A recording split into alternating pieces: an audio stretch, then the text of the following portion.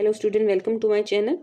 आज हम इसी लेक्चर को कंटिन्यू करेंगे पोस्ट कॉलोनियल स्टडीज़ के हवाले से, जिसमें हम मुख्तलिफ जो ट्रांसलेटर्स हैं उनके पॉइंट ऑफ व्यू को डिस्कस कर रहे हैं। यहाँ हम तेजस्वानी नरंजना के हवाले से डिस्कस करेंगे। और Tejaswini Niranjana, she was basically she was an Indian translator and she was a person who sitting the translation history, post structuralism और colonial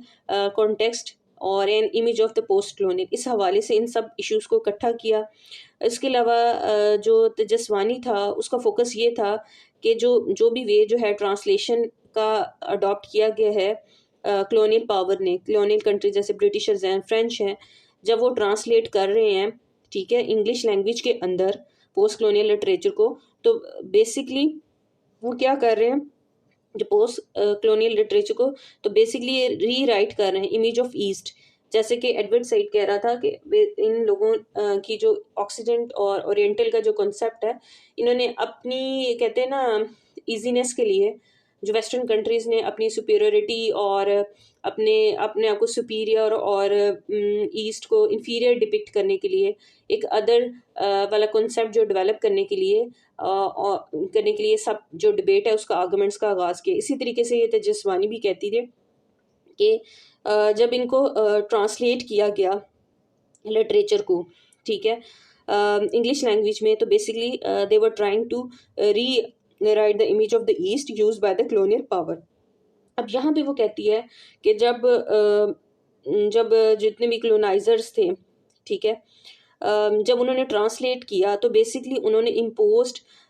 जो थी आइडियोलॉजी और इम्पोज्ड आइडियोलॉजिकल वैल्यू को यूज़ किया। सही तरीके से जो पाकिस्तान, इंडिया, बांग्लादेश, इसी तरह अफ्रीकन कंट्रीज़ हैं या करेबियन कंट्रीज़ हैं, उनके लिटरेचर को सही तरीके से डिपिक्ट नहीं किया। उसका उसने बहुत अच्छा जो है ना एक एग्जांपल यहाँ पे कोड की है कि जितने भी मिशनरीज थे, जब वो जाते थे at the start of the colonial rule से पहले एज अ मिशनरी के तौर पे जाते होते थे, वो वहाँ क्या करते थे, स्कूल रन करते होते थे, और इसके अलावा played the vital role in the linguistic and translation to the ethnographer, help out कर रहे होते थे। और इसके अलावा रिकॉर्ड की जाती थी ग्रामर, जो नेटिव लैंग्वेज, जो उनकी होमलैंड लैंग्वेज, उस कॉलोनी की जो लैंग्वेज होती थी, उसको रिकॉर्ड किया जाता था। और वो ये कहती थी कि they work on the projects of collection and codification on which colonial power base. अब ये जो है बेसिकली इनके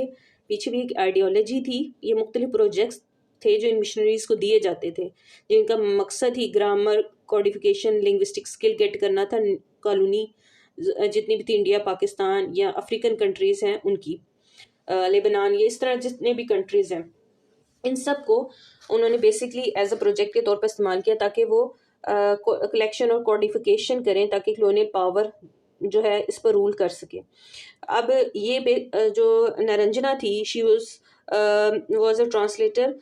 who attacks the translator role in the power structure. Power structure क्या है? एक है colonizer, दूसरा है colonized, ठीक है। ट्रांसलेशन स्टडीज और पोस्ट colonial थेरी का इसने आपस में जो इंटरसेक्शन था उसको पावर रिलेशन के थ्रू उसने डिपिक्ट किया। यहाँ पे मैं आपको एक बात बताना चाहूँगी कि उसके नज़दीक जिस तरीके से हम जो थियोलॉजी और एजुकेशन और डिफरेंट सब्जेक्ट्स को एज अ डिस्कोर्स इश्यूज़ को हम डिस्कोर्स का हिस्सा बनाते हैं, तो ज़रूरी है कि हम लिटरेरी ट्रांसलेशन है इसको भी डिस्कोर्स का एक हिस्सा बनाएं। उसका रीज़न क्या है? वो कहती है which in the form of hegemonic apparatus, जिसकी बुनियाद ही एक आइडियोलॉजी, एक colonial पावर की बेस पर रखी है। ये जितनी भी लिटरेरी ट्रांसलेशन की गई है, ठीक है, जो पोस्ट colonial टाइम की और जो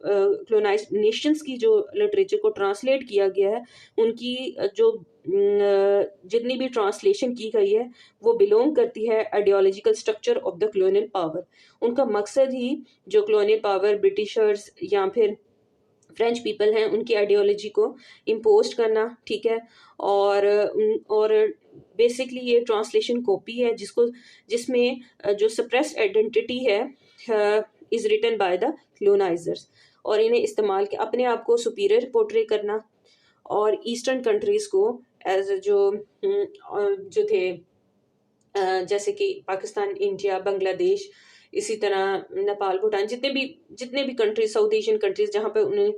जिन्हें उन्होंने कॉलोनीज का हिस्सा बनाया, उन सब कंट्रीज को उन्होंने एज अ सप्रेस्ड आइडेंटिटी के तौर पे मतलब रिप्रेजेंट कर दिया, और बेसिकली अपनी आइडियोलॉजी को फोकस करना था। अब यहाँ पे वो कहती है कि she specifically attack on the translation role, translation का रोल और पावर स्ट्रक्चर में, जब ट्रांसलेशन होनी कैसी चाहिए थी और पावर स्ट्रक्चर के अंदर क्या रोल प्ले होना चाहिए था, उस हवाले से उसने एक डिबेट का आगाज किया। अब ट्रांसलेशन को उसने कहा कि ट्रांसलेशन जब की जाती है, ठीक है, तो वो जो कि कॉलोनीज की गई है, दैट वाज नॉट सफिशिएंट। वो उनकी आइडियोलॉजिकल पोजीशन, उनकी वैल्यूज, उनके कस्टम्स, उनके ट्रेडिशंस और उनकी आइडेंटिटी और उनके कल्चर को डिपिक्ट करने में नाकाम रही है। और इसी तरीके से वो कहती है कि actually she was disagree with the western जो थी ओरिएंटेड अप्रोच थी, उसे डिसएग्री करती थी। और निरंजना ने क्रिटिसाइज किया ट्रांसलेशन स्टडीज को, और उसने 3 रीजनिंग बताए कि क्या वजह, 3 मेन फेलिंग जो रिजल्टिंग है वो क्यों हुए। यहाँ पे उसने पावर रिलेशन का रिलेशनशिप में 2 चीज़ों को उसने डिस्कस किया, intersection of translation study, post colonial theory और पावर रिलेशन स्ट्रक्चर के अंदर। अब इसने जो कॉन्सेप्ट दिया, इसका जो कॉन्सेप्ट था बेस कर रहा था पोस्ट स्ट्रक्चरलिज्म से और डीकंस्ट्रक्शन के हवाले से, ठीक है। डीकंस्ट्रक्शन आपको ऑलरेडी पता है, जॉन ड्रीडा का जो कॉन्सेप्ट था, जिसमें आप जिस तरह 2 चीज़ें पैरेलल, इंफीरियर और सुपीरियर, किसी भी 2 पॉइंट्स को आप लिमिटेड कर देते, लेकिन डीकंस्ट्रक्शन के अंदर आप उनके अनलिमिटेड मीनिंग या अनलिमिटेड इश्यूज को डिफाइन करते हैं, जो इन्फिनिटी की तरफ लेके जाते हैं, ठीक है। ये थोड़ा सा मैंने आपको पॉइंट ऑफ व्यू इसका बता दिया। अब यहाँ पे निरंजना कहती है कि ट्रांसलेशन जितनी भी की गई है वो बेस ही करती है हेजमोनिक अपरेटस पर और ideological structure of colonial power पर। ये भी सारा हमने डिस्कस कर लिया है। अब यहाँ पे वो कहती है कि ट्रांसलेशन स्टडीज और वेस्टर्न ओरिएंटेड अप्रोच के अगेंस्ट वो क्यों थी। उसकी कहती है 3 मेन रीज़न है, क्योंकि ट्रांसलेशन स्टडी जितनी भी की गई है और अब तक की गई है, वो बेसिकली उसमें बहुत ज़्यादा लैक है, बहुत ज़्यादा गैप है। किस हवाले से? Question of power in balance of between different जो लैंग्वेजेस हैं उनके अंदर जो है क्वेश्चन ऑफ पावर वाला जो एक इम्बैलेंस है, जैसे क्लोनाइजर और क्लोनाइज्ड कंट्रीज इनकी लैंग्वेजेस के दरमियान में होना तो ये चाहिए था कि जब ट्रांसलेशन की जा रही थी लिटरेचर को सोर्स टेक्स्ट से टारगेट टेक्स्ट की तरफ, तो हमें जो लैंग्वेजेस के दरमियान जो डिफरेंसेस क्रिएट होते हैं उनके हवाले से क्वेश्चनिंग करनी चाहिए थी। So the translation study has until recently not consider the question of power. आपको पता है डायलॉग से इश्यूज जो है हाईलाइट होते हैं, और जैसे कि अगर पर्शियन लैंग्वेज थी और उस एक इंग्लिश लैंग्वेज है, तो ये डिफरेंट लैंग्वेजेस हैं, इनके हवाले से हमें क्वेश्चन ऑफ पावर की ज़रूरत थी। जो कहती है इसको इग्नोर किया गया। जो क्लोनाइज्ड लोग थे उनकी लैंग्वेजेस को, डिफरेंस ऑफ लैंग्वेज को जज नहीं किया गया, ठीक है। और सिर्फ इंग्लिश जो है वेस्टर्न आइडियोलॉजी को मद्देनजर रखते हुए ट्रांसलेशन की गई। फिर दूसरा वो कहती है concept of indulging too much of western translation theory.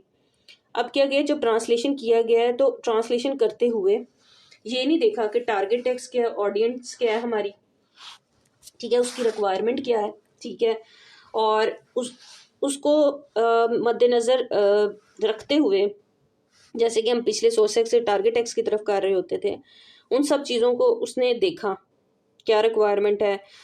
उसकी टारगेट टेक्स्ट की, क्या है ऑडियंस की, क्या है, और उसके, लेकिन उसने ये मद्देनज़र नहीं रखा कि जो लिटरेचर जो है क्लोनाइज्ड जो कंट्रीज़ हैं जैसे पाकिस्तान, इंडिया, बांग्लादेश वगैरह से रेलिवेंट जो लिटरेचर है उसके अंदर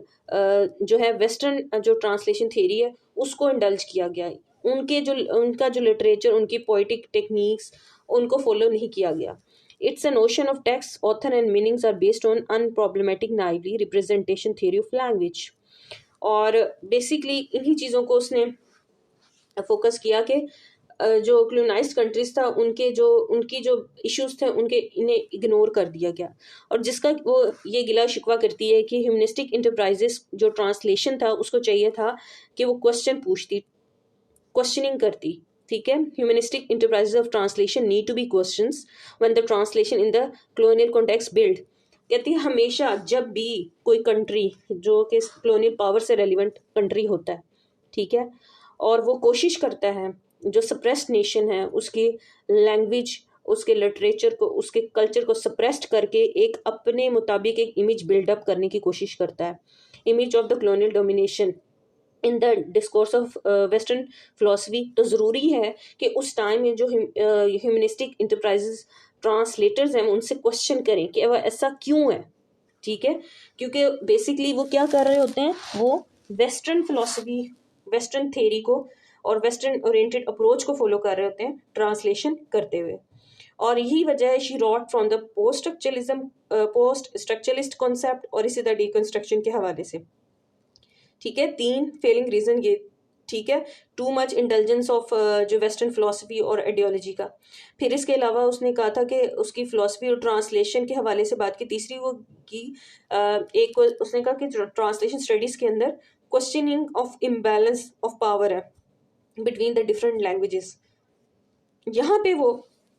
फर्दर कंटिन्यू करते हुए कहती है कि इस सारे सिनारियों के अंदर ज़रूरी है कि ट्रांसलेटर कैसे रोल प्ले करे। ट्रांसलेटर को रोल प्ले करने के लिए ज़रूरी है कि वो क्वेश्चनिंग करे, किस बारे में, क्लोनलिज्म के हवाले से और लिबरल नेशनलिज्म के हवाले से, ठीक है, वो क्या सोचता है अबाउट द एस्पेक्ट्स ऑफ क्लोनलिज्म और लिबरल नेशनलिज्म के हवाले से। और निरंजना ने बेसिकली मकसद क्या था उसका, और वो ट्रांसलेटर जो पोस्ट क्लोनियल जो ट्रांसलेटर हैं उन्हें क्यों उसने ये कहा कि वो क्लोनलिज्म और लिबरल नेशनलिज्म पर क्यों क्वेश्चनिंग करे, ताकि अवॉइड की जा सके जो वेस्टर्न मेटाफिजिकल रिप्रेजेंटेशन है किसकी, पोस्ट क्लोनियल लिटरेचर की, उसको अवॉइड कर सके। और जो एक तरह से डोमिनेंस जो वेस्टर्न जो है ट्रांसलेटर जब ट्रांसलेट करते हुए अपनी हेजमनी और हेजमोनिक अपरेटस और वेस्टर्न अपरेटस को शो यूज़ करते हुए जो अपने जो इख्तियारात का इस्तेमाल करते हैं उससे डिसमेंटलिंग किया जा सके। और हम क्या करें, हम डीकंस्ट्रक्शन का एक प्रोसेस स्टार्ट करें जिसमें हम मल्टीपल इश्यूज, मल्टीपल मीनिंग्स जो है उसको हाईलाइट करें पोस्ट कॉलोनियल लिटरेचर के हवाले से ट्रांसलेशन करते हुए, और वो सारे वे आइडेंटिफाई करें जिससे जो वेस्ट जो है जिस तरीके से जो वेस्ट ने नॉन वेस्ट को पोर्ट्रे किया हुआ है उसके जो इफ़ेक्ट्स हैं उनको ख़त्म किया जा सके, और जिस तरीके से जो वेस्ट है मार्जिनलाइज करता है क्लोनाइज्ड पीपल को, उसको जो है वैनिश किया जाए, और its own otherness bye identifying and highlighting the process through which repression can be counter. और ऐसे तमाम नए इश्यूज जो हैं हाईलाइट किए जाए, ऐसे वेज हाईलाइट किए जाए, प्रोसेस हाईलाइट किया जाए जिससे जो वेस्टर्न फिलोसफी, वेस्टर्न आइडियोलॉजी जो कि क्लोनाइज्ड नेशन के लिटरेचर को ट्रांसलेट करते हुए उसे सप्रेस्ड इमेज के तौर पर दिखाती है, अपनी आइडियोलॉजी को फोकस करती है, अपने मेटाफिजिकल अप्रोच रिप्रेजेंटेशन जो दिखाती है उसको ख़त्म किया जा सके, कम किया जा सके, और उनकी एक जो कहते हैं ना जस्ट लाइक हेजमोनिक जो उनका कॉलोनियल पावर का रूल है, उनकी पावर ऑफ स्ट्रक्चर है, उसके इन्फ्लुएंस को कम किया जा सके। So it's all about Niranjana, और बेसिकली इसने 3 हिस्सों में डिवाइड कर दिया अपने वर्क को, जिसमें पावर स्ट्रक्चर के हवाले से फेलिंग रीज़न है, और थर्ड वन है role of post colonial translator के हवाले से कि उसे ट्रांसलेशन करते हुए पोस्ट कॉलोनियल लिटरेचर से जब जाना है जो है टारगेट टेक्स्ट की तरफ जाना है, तो उसे किस तरीके से क्लोनलिज्म और लिबरल नेशनलिज्म का फोकस करना है, और मेटाफिजिकल रिप्रेजेंटेशन जो वेस्ट की है उसको मिनिमाइज करना है, और डिसमेंटलिंग करनी है वो सारे फैक्ट्स जो कि